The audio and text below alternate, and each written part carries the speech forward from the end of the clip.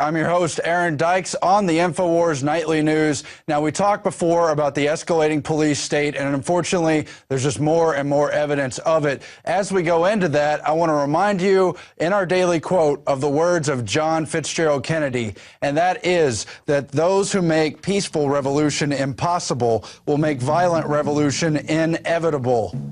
And we turn now to our news and see that this is in fact surely happening, because new microchip knows your location to within centimeters. That's on new smartphones, a new chip they're going to be putting in there. Forget the chip on your forehead.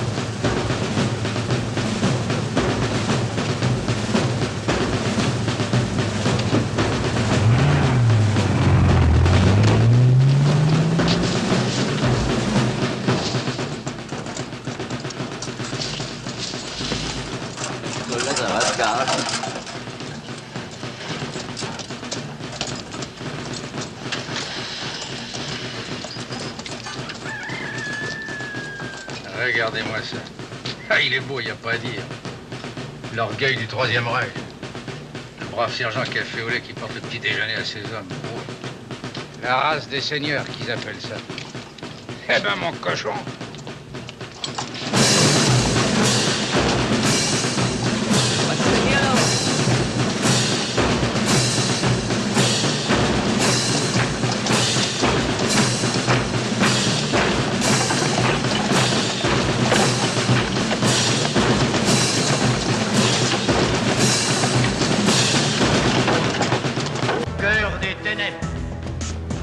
Profond de la nuit, il ne faut jamais désespérer.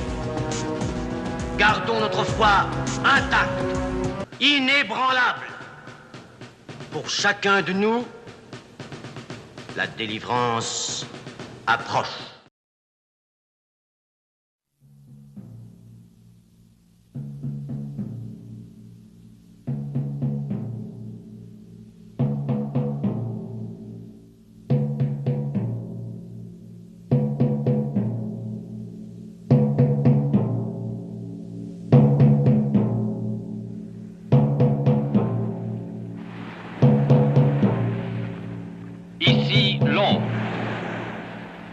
Les Français parlent aux Français.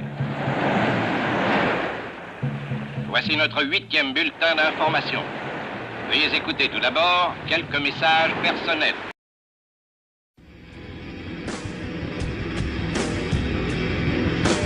Big Brother, mainstream media, government cover-ups. You want answers? Well, so does he. Live from Austin, Texas, broadcasting worldwide, it's Alex Jones.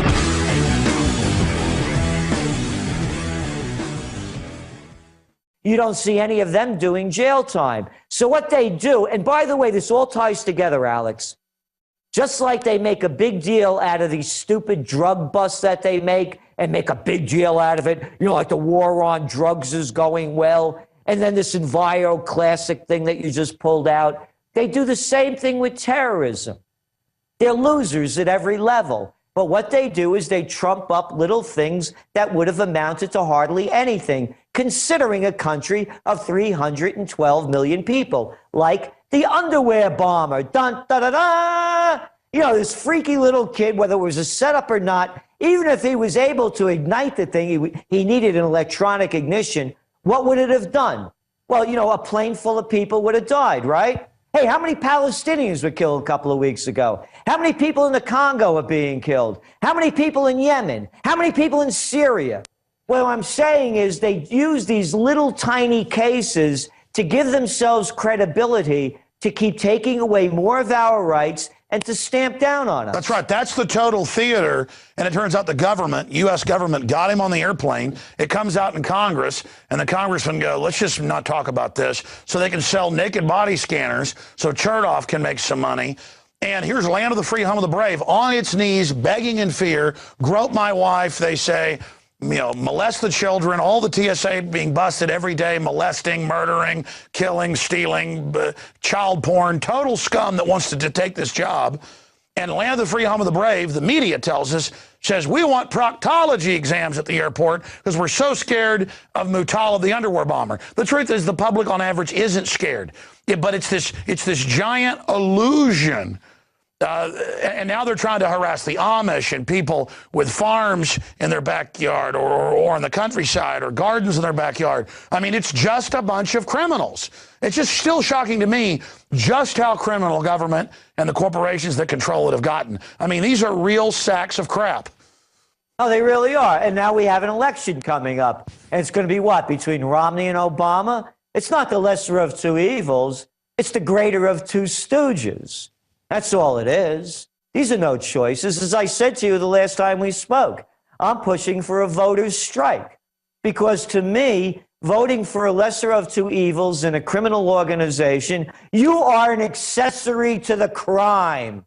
The crime being committed against democracy and freedom in America. If you vote for one of the two members of the two-headed one-party system, to me, you are an accessory to the crime.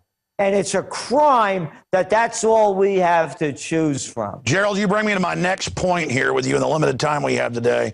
But before we get to my next point on Obama impeachment, I've got to say, while you've been talking, you were gracious enough to send us an early copy of the new Trends Journal coming out, and you have got one of the most amazing, not just graphic artists, but artists overall. I'd like to pay to get some of those blown up and hang them in my office.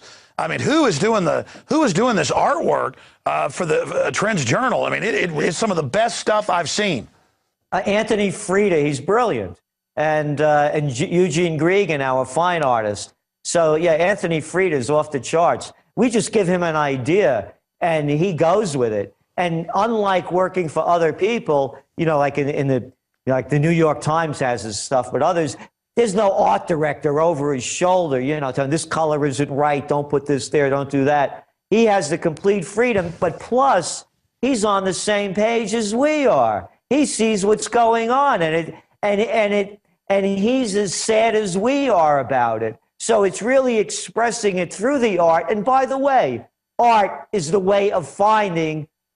part of the way of finding the true meaning of the human spirit. And that's why the art is so important. That's right. The truth is evident in these graphics. It jumps off that this isn't even satire or Kafkaesque. It has really gotten to this absurdist, bizarro level.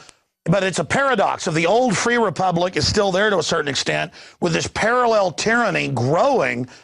And we now see the old republic fading away. My God, once the old republic is set like the sun, this is going to be a cold, dark night. But the truth we put out are like little suns. And those truths stand out. So now is the time to get our torches in the night and not hide in our little hovels. Like Alexander Solzhenitsyn said, waiting for the knock at the door. It's time to politically and in the info war and physically in defense later if we have to get our torches and march on the enemy, to stop just waiting while this happens. Yeah, amen, amen. And that's, you see, in the midst of this chaos, by the way, that's when the greatest creativity comes about. That's why this kind of art explodes. And that's why the people's creativity could change this. The future is not predetermined. Anyone that says that you do not create the future is trying to rob you of your dignity, your self-respect, and the God that lives within you. That's right. That's right. All those talented liberals, I'm sorry to interrupt, it's just pure genius. All those talented liberals who are well-meaning people who exposed Bush with the cartoons, the graphics, the too stupid to be president guy, dude was just reminding me, they're all gone. And I've contacted some of them and I said, why aren't you exposing Obama? And they go, well, we know he's bad, but at least he's not a Republican. And I'm like, shame on you.